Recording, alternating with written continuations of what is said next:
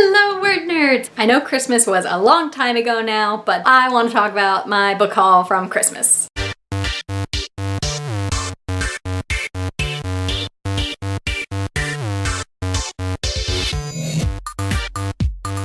This year, anytime anyone asked me what I wanted for Christmas, I said books. And if they said, but what else? I said more books. And so I got a lot of books. And a couple other nerdy things that I'll show off too. But mostly the books. The first one I got was The Witch Doesn't Burn in This One by Amanda Lovelace. I loved The Princess Saves Herself in this one, so I'm very excited to read this one as well. Amanda Lovelace just writes so many beautiful words. And the back of this one says, burn whoever tries to burn you, which, if that's not a way to live your life, I don't know what is. Yay! On the flip side of burn whoever tries to burn you, I got Becoming by Michelle Obama, which I'm sure is going to be amazing and inspiring, and I've wanted it ever since it came out, but I couldn't afford to buy it, so now I have it! The next book I got is The Book of M by Peng Shepherd. I am so excited for this read. I've heard that it appeals to fans of Station 11, which I loved. It is set in a near future apocalyptic world where people's shadows start disappearing,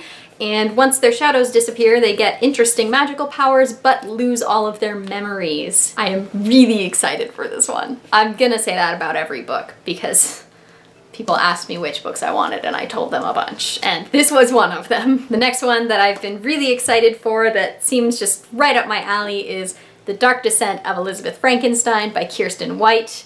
This just seems like it would be a comp title for every book I've ever written, and the cover is so creepy and wonderful. I almost said delicious, but that's a weird way of describing a super morbid book cover, but I love it. And the last books that I got kind of all go together. I fell in love with Shirley Jackson this year.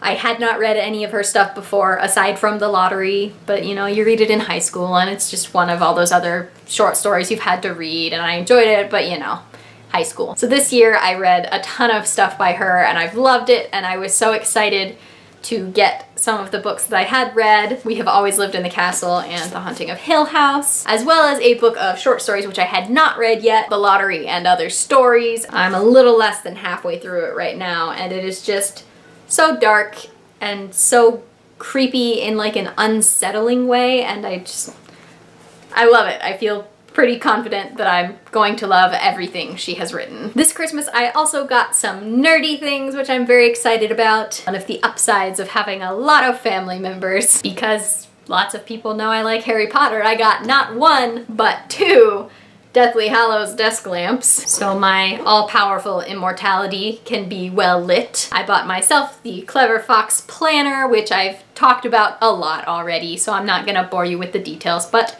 I love this planner. And last, probably my most favorite gift that I got this Christmas was from my grandfather. He got me this fancy pen for my writing, which I've never owned a fancy pen before. It came with its own refills and stuff, which, wow, how high class am I? And he also got me this notebook, which I came across this notebook for the first time when I was visiting San Diego. I went to the Mysterious Galaxy bookstore, which was a bookstore I had always wanted to visit when I lived out there, but we didn't have a car at the time, and the public transit didn't go up that far north in San Diego at the time. It does now. But while I was there, I saw this notebook and I thought it was the prettiest thing, and I fell in love with it, but I couldn't afford to get it.